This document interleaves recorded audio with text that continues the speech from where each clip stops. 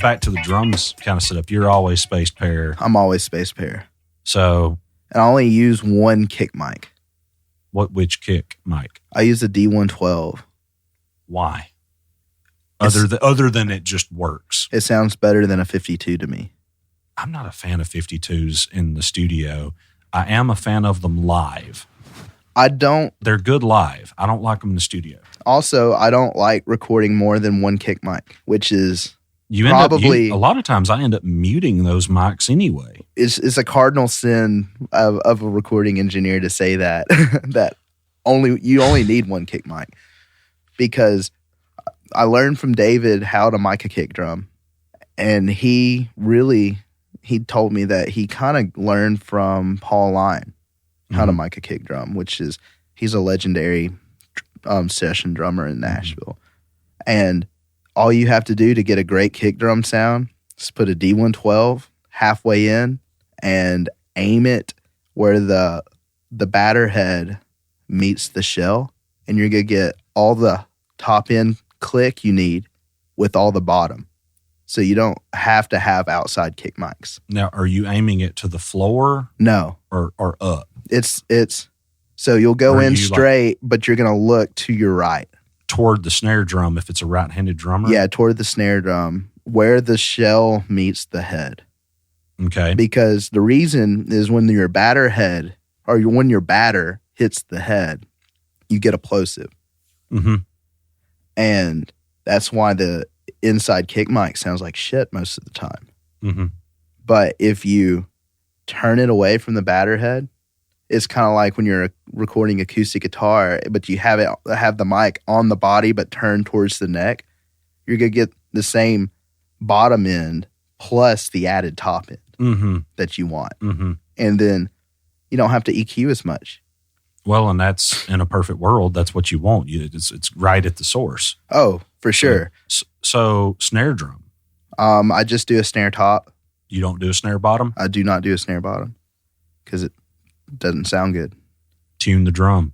Yeah, I let the player do. If you got a great sounding drum that's tuned properly, you usually don't need them. So I do 3 snare mics. So I do a 57 on top, and then I do a pencil condenser taped to the 57 on top. The 57 on top is just going to get EQ. The second snare top mic will get compression, and not just a little bit of compression. It'll be like a crazy amount of compression, and going through an 1176 it's a 4-to-1 ratio with a medium attack, a slow release, taking 10 plus dBs off. And that's the side snare? And that's the second snare top on the pencil condenser. On the pencil condenser. So what's that serving for you? I use that in parallel because I don't want to compress the snare top. So that's letting you have dynamics, more control, but you've got that transient poking through. Yeah, as well. I'm getting the best of compression without having to overly compress the snare and lose the dynamics. That's a really good point. Yeah. And when you compress it that hard, especially using 1176s, because I use 1176s religiously on everything, what it does is it adds a lot of room sound and it adds sizzle. So you don't need the snare bottom mic because of that. And then I also use a shell mic. So I have serial number 107 for the Electro Voice 635A. Cool. I got it on eBay for $30. What? And they had 8 of them. And they were selling them as broken because they didn't have a way to test them. So, of course, I saw it. I bought it. It's a one-trick pony for me. I put it on the shell. I do the similar thing that I do with the top mic, the pencil condenser on top. I send it through an 1176, and I call this one Smash. And I do all buttons in, medium attack, fast release, and just crushing it. And it should sound real gushy. The whole thing with it, with those two, so I call one Spank and one Smash. The whole reason behind those two is salt and pepper. You just season to taste. Mm-hmm. But don't add those in until you have the entire balance of the drums done. So once you have the balance of the drums done, you start feathering those in. Mm-hmm. Then your snare comes to life. Because of the amount of compression, it adds different level of excitement. And you just feel more ghost notes. You feel the entire kit breathe more. And that's why I do it that way.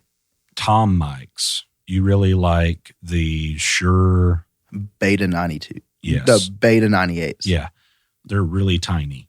Yeah, they're about the size of a pencil eraser. But I love the sound of them. Oh, they sound have almost huge. no bleed.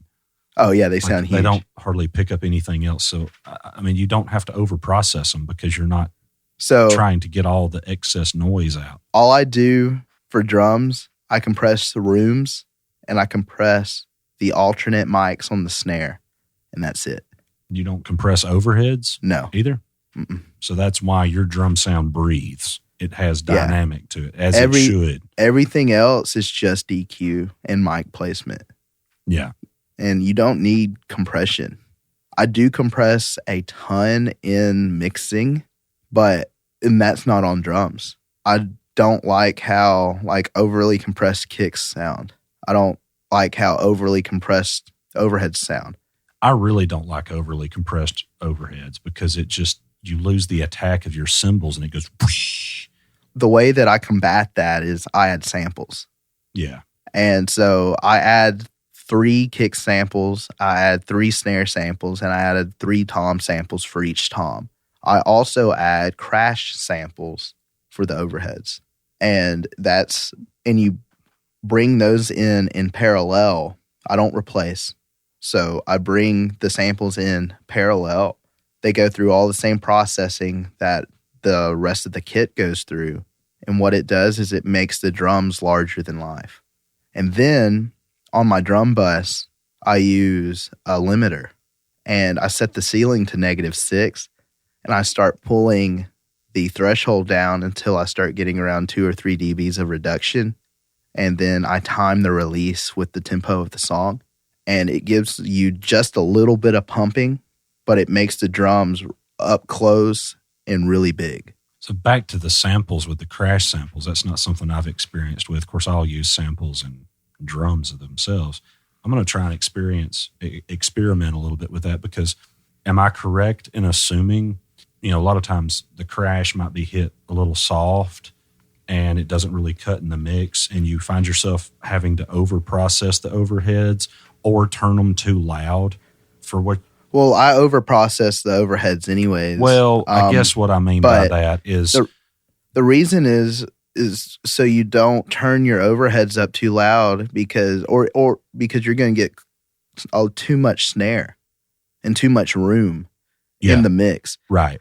So I guess that's what I'm asking. The big radio that helps you be able to get those sitting exactly where you want them. Because when you typically in a mix, you're like, man, that sits good, but I can't hear the crashes. I need to bump it up another dB or 2. And you do, and you just lose the magic you had. Yeah, I got that trick from Reed Shippen. Yeah, he does that on everything. Oh, yeah, and I noticed if you listen to any country song, particularly on radio, when they do have a real drum kit on it, there are added crash samples. And if you listen to enough songs back to back, you can tell that it's the same crash sample. Yeah. Yeah. People don't like when the overheads are too loud. Mm-mm. Because the way music has changed now, there's more direct mic. Well, I was going to say it depends on the style. You wouldn't do that for jazz. Oh, for jazz is completely different. I'm not adding any samples for jazz. Yeah, you don't want that. But for commercial music, you want it to sound almost unhuman, but still have a human quality. Well, not over compressing the individual elements allows for that human dynamic to poke and shine. But I also bring in the compression at the very end of the chain. Like if I mix, I add a limiter on my bus and I'm hitting it really hard because I want it to pump. Yeah, but you're still seasoning that to taste, just pulling it in. I want it to pump there, but that's not in parallel. I have parallel compression as well, but I'm doing that on the direct signal. Right. But you're doing that after the fact, after you've got everything sitting how you want. Yeah. And I mainly do that because once I don't do that until I have the entire mix balanced, because I do that with the limiter on the drum bus just to make my drums sit where they need to be in the mix. Right. And I don't know where they need to sit when nothing else is in the mix. Right. So that's how I achieve the depth of the drum kit. A little more of a 3D feel. Well, you mix in 3D because you hear everything in 3D. Mm-hmm. So, like, if you close your eyes and listen, you can tell how far away something is Mm-hmm. by just listening. That's the hard part, is taking a sound, especially when you record it the way that recording is done now. It's all dry, so it's basically 2D. So And what are some ways someone may add that three-dimensional feel, like maybe on a background vocal? Maybe you want it to feel... on a background vocal, I keep all my backgrounds dry. I only process my lead vocal. And processing the background vocals are just going to muck up everything. Well, see, I do the exact opposite. I will process a lead vocal, but I will tend to use a really dark reverb and tuck it and push. Well, see, I'm different. I only use one reverb. Really? That's fun. You got to keep it simple. Well, yeah, I'm all for keeping it simple. Like, your listener's not going to sit there and scratch their head saying, I wonder what reverb that guy used. No, we do that. But, I mean, I can just about tell. We're not the average listener. You know? Yeah. See, your listener doesn't care what you use. No, they care if the song makes them feel a certain way. Yeah, all they care about is, does it sound good? Well, I can make it sound good with using a plate, and that's it. Yeah, I remember hearing Rick Hall. This is a thing that on Fame Studios say something to the effect, and I don't want to misquote him, but this is the idea. You know, a 15-year-old girl with a $20 bill doesn't care what, you know, how your snare drum sounded in the mix. Well, you could update that statement now to say... They care about what that snare drum sounds like now because it's not all panned to the left. Well, they care, but the point is nobody's buying a snare drum solo record. Oh, It's like they're buying a song. Right? I don't know about you, but I bought a snare drum solo record. But I mean, like now you're kind of like, you know, somebody with a Spotify account is not going to focus so much on that. They're on the experience of the song. Oh, for sure. And really, when you start adding in all these tricks of adding multiple reverbs and stuff like that, I don't have time to worry about adding more reverbs. It's not that I wouldn't want to do it or I don't do it. I just don't have time. well, you're having to mix really, really quickly too, which I've gotten to where I'm having to do much more myself. And you are to credit for helping me, especially in demos and things like that, not spend an entire day on a demo mix. You should never spend a day on a mix, period. Well, but you should definitely not ever spend a day on a demo. You shouldn't spend more than 2 hours on a demo. Yeah, at most. Really, you shouldn't spend more than an hour on a demo. But that's an assumption that it was tracked right to start with. If it was tracked right to start with, and still, even if it wasn't tracked right to start with, they're not paying you enough to worry about how it was tracked. Well, and that's not to not provide a client with a great product, but sometimes, and this took me a while to learn this, is sometimes getting it to them quicker is better than it being a 5% better sounding mix. Because really adding that extra hour is your mix going to be that much better. Well, that's the thing too. And it might actually be worse, but also because you'll end up overthinking things sometimes. Well, let me ask you this. How do you know when your mix is done? You just know. No. How do you know? Because a mix is never done. Well, so how do you know? That is true. Well, for me personally, there's a certain point at which it's just like the song, okay, it feels good. We're feeling good. I'm going to go to the restroom, go walk out to the river, go grab a cup of coffee or something, step away from it for about 5 or 10 minutes and come back and listen. And I might make a few tweaks and then move on. I still think that you're making it too complicated. Well, I probably am. But a mix is never done. You have to decide that mix is done. So I learned this from Keith Compton. A mix is done when you start making it different and not better. Yes. So that is true. It is that simple. That's how you know it's done. Yeah. You may not be making it better. You may not be making it worse. You're just making it different. And as soon as you start making it different, then you should just shelve it and go on to the next one. Well, at that point, are you the producer too? because you're playing producer at this point. Well, you're playing producer when you're a mixer anyways. Yeah, but there's a line. There is a line, when but you they're start trusting you to mix their record to make it sound a certain way. They're trusting you to make calls on what should be there and what shouldn't be there. Right. That is true. But when you start taking it to the point, like you're saying, where you're making it different. Well, good mix engineers, they'll get 100 tracks and they'll start thinning out everything. And that's making it different. You're taking out whole sections of instruments. Yeah, but that's serving the song. And how is that any different than what you were just saying? Well, there's a certain point at which, like you saying, and I'm agreeing with you that you may not be making it better. That's how that's different because. But you're still playing producer. You are, but you're making it better and not just different.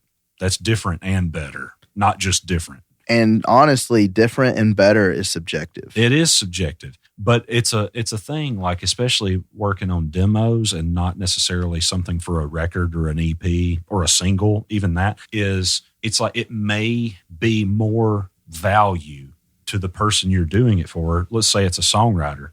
It may hold more value for you to get it to them quicker. They might miss a pitch opportunity if you don't. Oh, for sure.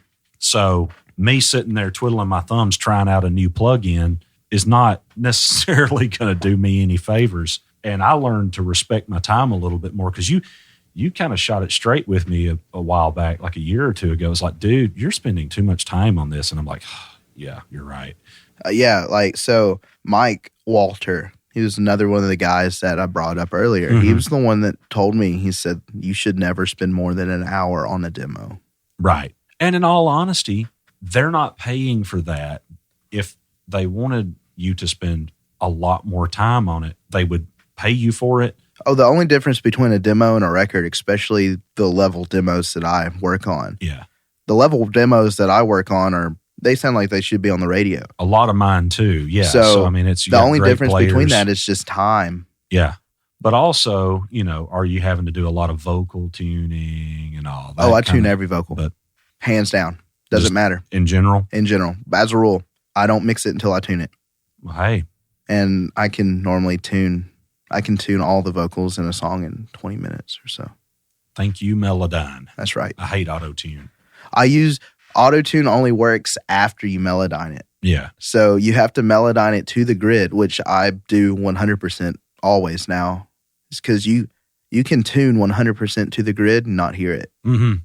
It's the people who hear it or the people who say they hear it, they just want to be a curmudgeon.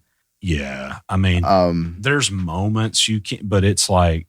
And it's normally because there's a weird artifact in the vocal. It's not even that it was the tuning. Yeah. There's usually something else going on. That's what I was going to say. It may not be the vocal itself. It may be an overtone in a piano track or something that's making you feel like it is. The singer was trying to do vocal gymnastics and they didn't have any business doing exactly it.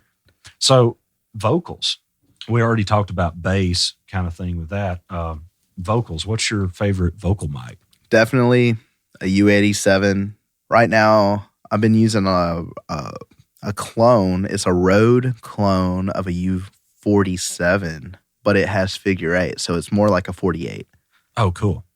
And it sounds identical to a real 48. But they don't, it's called you should look it up, try to find it. It's called the Rode Classic. I think you can get it. It hasn't been in production in a couple years, but I think you can get it for around $1,000. Oh, wow. That's not bad at all. Yeah. And it is phenomenal. Definitely worth looking into. So what's your favorite pre and EQ for? I'm a 1073 guy. That's Neve.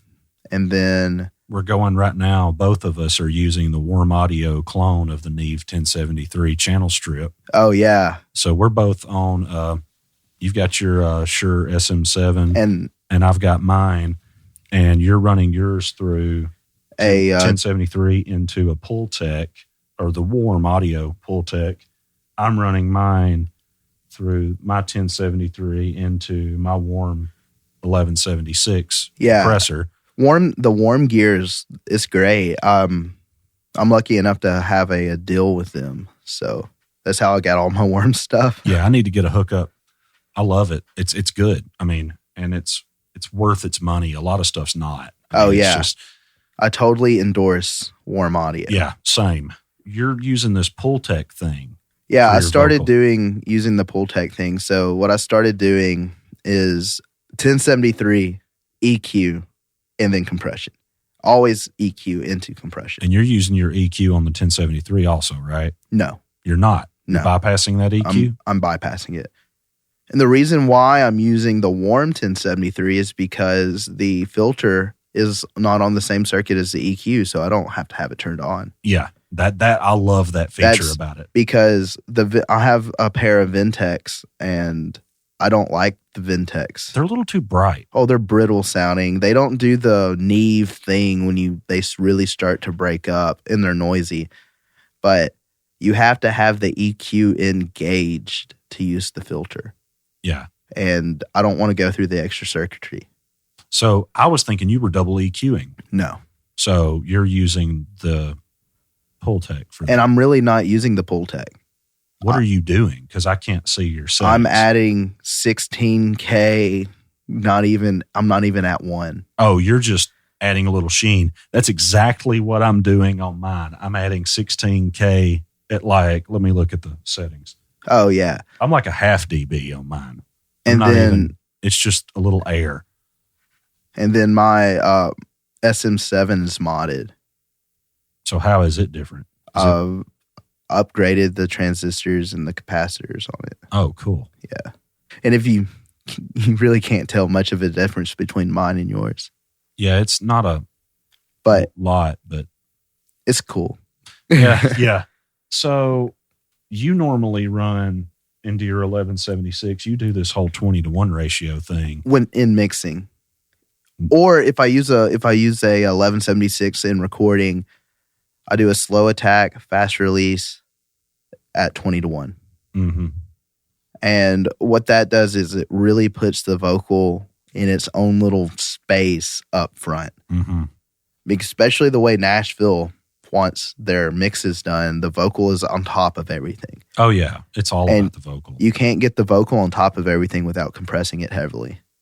Well, especially if everything else is heavily compressed, too. I mean, Well, and really, it all falls down to EQ as well. So the way you EQ everything is how you actually get your space. Mm-hmm. Mm-hmm.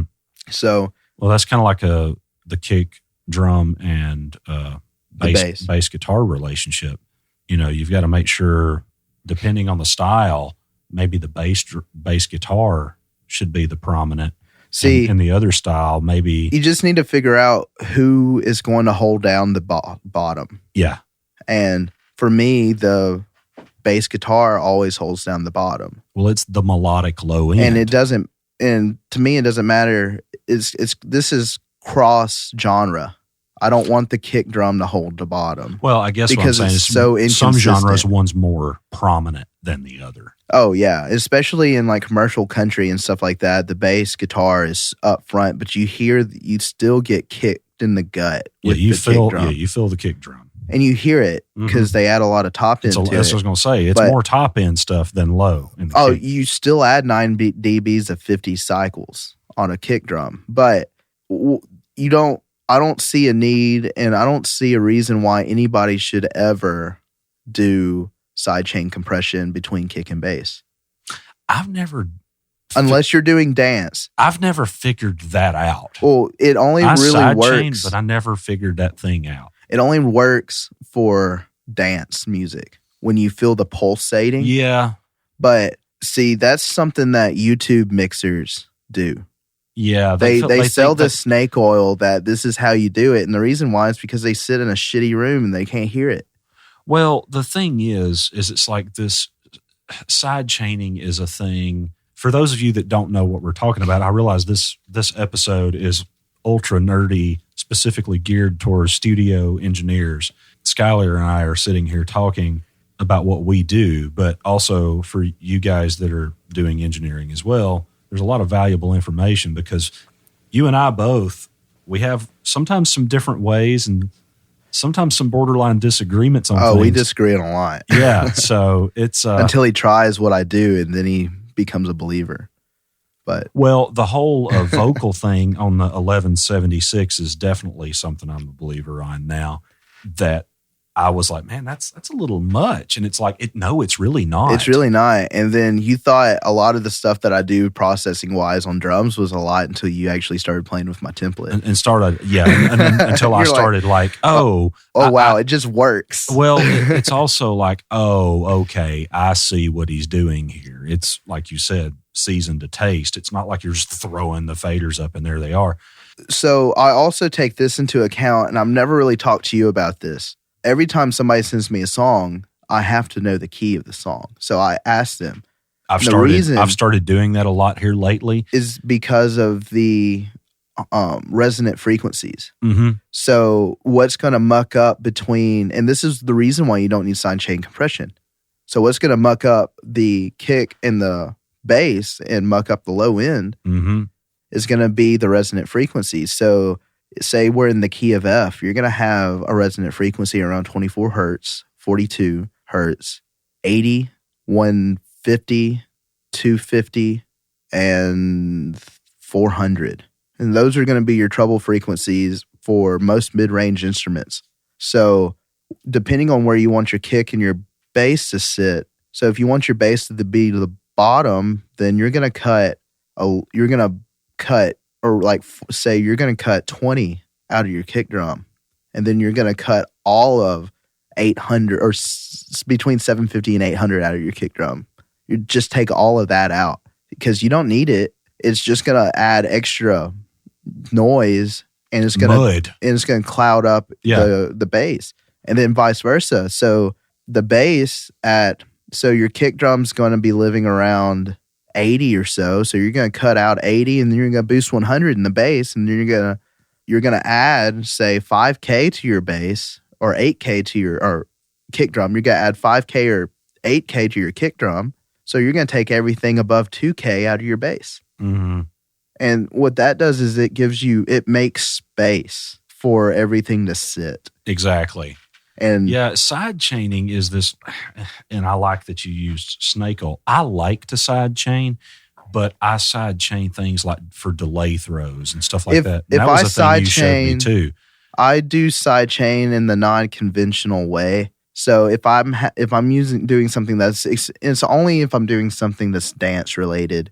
So if I'm doing something like electronic and I'm having trouble getting the vocals to sit up front, then I'm gonna put C6 on it. I'm going to send a bunch of stuff or send the vocal to all the mid-range instruments that has C6 on it and just duck out the frequency that I like in the vocal. Mm-hmm. And that's just going to create the space there. But I'm not going to do it between kick and bass because that's going to pump. Well, we're sitting here talking about side chaining. Explain briefly what side chaining is. Side chaining is, since we're talking about kick and bass, so the kick drum, you'll send an auxiliary send from the kick drum, sending level of the kick drum to a compressor that is on the bass track. So you're using the kick drum to trigger a compressor on the bass track. So the bass is not triggering its own compressor, the kick drum is. So every time the kick hits, it's going to compress the bass. So it's basically ducking that other thing, whatever it is, the other source out of the way. Yeah, and if you really hit it hard, it will sound like you're pumping something. Yeah. So that's a thing. There's a lot of, you kind of alluded to this, a lot of snake oil. There's a lot of plugins, and I really don't want to hate on certain plugin companies by name, but I like Waves. But no, really, there's a lot of snake oil stuff out there. Oh, most plugins are snake oil. And it's because they use the same algorithm. They just have different skins. Like EQs, all the EQs use the same math. It's just different skins. So you and I have talked a lot about this too, like using a lot of stock plugins. Oh, yeah. Especially for demos or if you're working. Well, I'm a firm believer if you're freelance too, so you have to be able to use what people have. But I'm a firm believer in if you can't mix a song that's radio ready using only stock plugins, then you don't need to be investing in plugins. Yeah, you need to figure that stuff out first. Because you need to learn how to mix before you start buying tools. Mm-hmm. Like, if you're building a house, you're not going to build a $2,000 or you're not going to buy a $2,000 hammer to build your house. You're going to go and use the dollar hammer you got at Ace Hardware kind of thing. Yeah. Use the tools you have. Yeah. There's no reason to go out, especially if you're using Pro Tools. There's no reason to go out and buy an EQ right now. Because all the stock plugins in Pro Tools are awesome. Like, and that's something that I got from Keith as well, is don't waste your money, because unless you're making money, are you really going to make the money back that you're spending on the plugins? Yeah. Like I bought the Fab Filter Pro Q3 for like $114. Yeah, if I had that kind of deal, I would buy Fab Filter, but I bought it because I simply really do like it. Oh, I love Fab Filter. And it's a great workflow for me.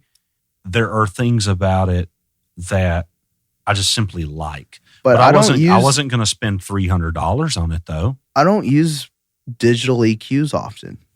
Well, that one is one I would use for like surgical stuff. Yeah, I don't do a lot of surgical stuff much anymore. I did a lot when I was really first starting. Mm-hmm. But then I realized that less is more. Yeah, it is. But the only time that I do surgical stuff when I'm dipping out resonant frequencies, but outside of that, no, I'm using. That's really what I got it for, was for that purpose, because of just the way the soloing, each frequency, all the stuff. I don't even want to solo it because you don't listen in solo. That's true. But like if you've got something and you're having trouble finding it, you're like, there's something going on and I don't know what it is. It's a help. But I fully agree with you that, man, like the EQ, the basic EQ in Pro Tools is great. I use that thing on every mix. Oh, for sure. I mean, it's fantastic. Let's get out of nerd land here from gears and studio nerdery. You may not be able to talk about this. I don't know if you're NDA or not, but you work on recording the Meinl stuff. Yeah, I was the assistant on the Meinl. Are you able to? Yeah, I can talk about it. It was super cool. Meinl came into Parlor and they shot a video and we recorded Meinl cymbals. It was probably the biggest drum kit I've ever had to set up for. It had a ridiculous amount of cymbals. So if you go to YouTube and you look up Meinl cymbals, Gavi, he's one of their artists from Israel. He's a Berkeley trained drummer. He's phenomenal. Yeah. Oh, he is so good. I've watched that video. We were at your studio at your house, and holy cow, that guy's incredible. Yeah. And you weren't allowed to use any EQs or anything on this either, were you? We did EQs and stuff going down, but very little. So what you're hearing is really for the product. It really is the product. So yeah. So the only thing that we really did was clean up like some microphones. Like we cleaned up some of the frequencies that weren't needed. Yeah, that's expected. But other than that, yeah, it's basically dry, and it was really weird parameters that we had to record with. We could only use black microphone cables. We could only use black microphones. So we weren't necessarily using microphones that we would normally want to use.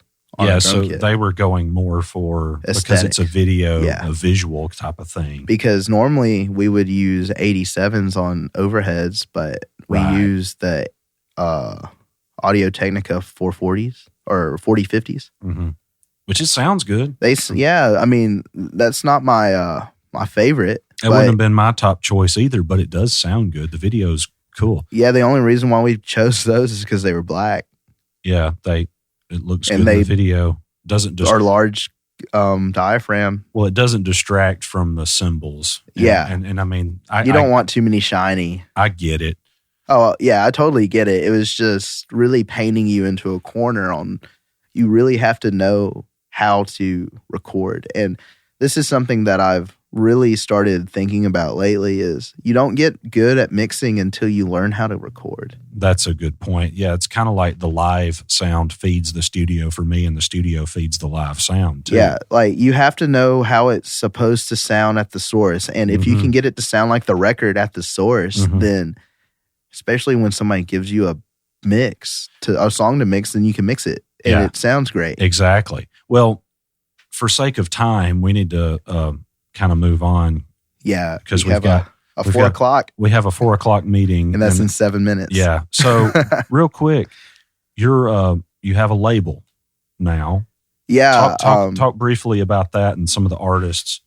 So right now we only have one artist on it, and they're co-owners of the label as well. It's called Coyote Fight Club Records, and it's in its infancy. So I was producing and engineering a band named Matfield Green. Mm-hmm. They're a duo from Kansas, and they're based out of Nashville. And we were putting out their stuff on Spotify and all the streaming platforms. And our distributor asked, "Who's your label?" So we're like, "We don't have a label." So we're like, "Why don't we make one?" So we decided to make a label up. So we're Coyote Fight Club Records. We're an independent label. And right now we're primarily doing like country rock.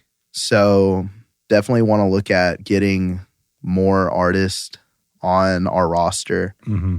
So that's definitely a thing right now. But yeah, definitely check out Matfield Green on all streaming platforms. Yeah, I'm in background vocal laughing part of that on Young and Drunk. Yeah, that was the one where we got mooned in the studio because we were trying to laugh and make it sound like it's part of a party scene, and because the song's Young and Drunk, right? Yeah, and our laughs just sounded really canned and fake and acted rather than authentic. And we found a way to get them authentic. So I called my wife on the way home, and I'm like, I just had a unique experience in the studio in Nashville. And she's like, "Oh, what?" I was like, "Well, I got mooned." Hey, fun fact about that song. There are 67 vocal tracks. Wow. On that song. So how did you manage that? Not thinking too much about them and just setting. That's a good. I set each subgroup to unison, and then I just grouped them and just started leveling. That's a good piece of advice. Just don't think too much about it. Because what they're supposed to sound trashy. Right.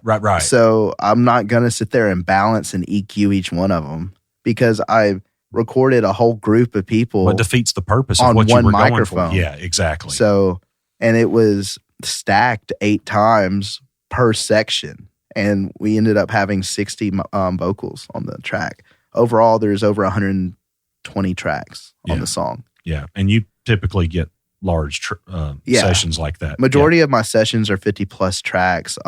Most of them lately have been around 100 tracks a song. Yeah. All right. So let's kind of wrap this up. We've got a pre-production meeting with an artist, and so we got to get set up for that real quick. We're pretty much set up anyway for the most part. But so thank you for joining me on this episode. Well, thank you for having me. Yeah, man, it's been cool. I've enjoyed nerding out on gear and techniques and stuff. So I've been looking forward to it. Maybe we didn't lose your normal listeners. No, it's cool. We have people that are going to dig this that listen. But also, so before we leave, what's another piece of advice you may give someone wanting to do what you and I both do? So don't be the best in your town. Be the best in the world. Sounds great to me. So, yeah, just strive to be the best because you could be the best in your town out of the 2 other guys that do this. But if you go to another town that's a music hub, there's going to be 1,000 guys that do it. So you need to try to be a big fish in a big pond. That's deep. Think about it. That's deep. That's a deep pond. That's a deep pond. That's a deep pond. All right. Thanks again, man.